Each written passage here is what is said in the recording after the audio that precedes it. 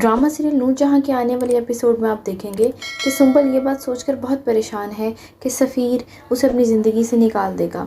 सफ़ीर कहता है, मैं जानता हूँ सुंबल, मेरी वजह से तुमने इस घर में बहुत कुछ बर्दाश्त किया है, लेकिन तुम्हें अब मैं अपनी ज़िंदगी में मज़ीद नहीं रख सकता, और माँ भी यही चाहती है।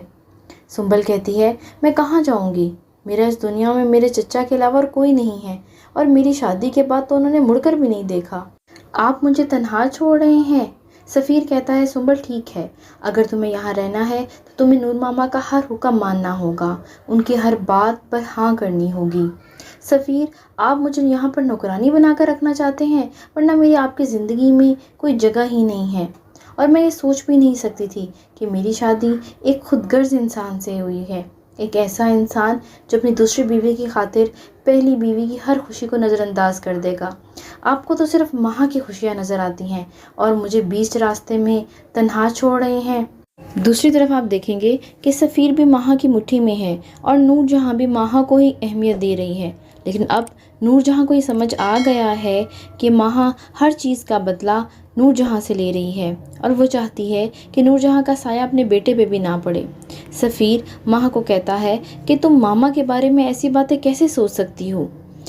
माँ कहती है, मैं चाहती हूँ मेरे बेटे पे तुम्हारी माँ का साया बिल्कुल ना पड़े। मैं नहीं चाहती कि मेरी औलाद भी नूर जहाँ की औलाद जैसी हो जाए।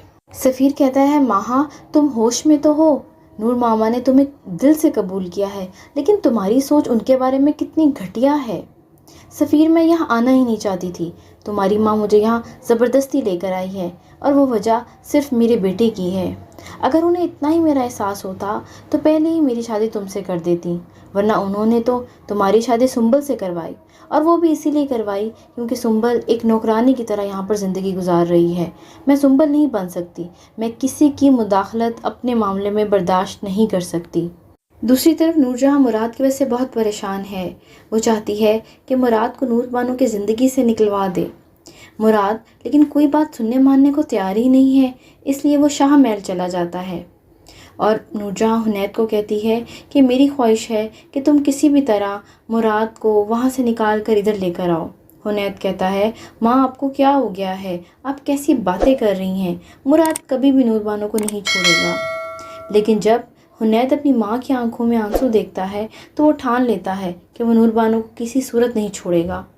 वो पिस्टल लेके नूर बानो के शाह महल में पहुंच जाता है और नूर बानो पर गोली चला देता है और कहता है, तुम्हारी वजह से मेरी माँ की आंखों में आंसू आए हैं, उनको किस कदर तकलीफ़ है ये मैं ही जान सकता हूँ, मैं तुम्हें ज़िंदा नहीं छोड़ूंगा।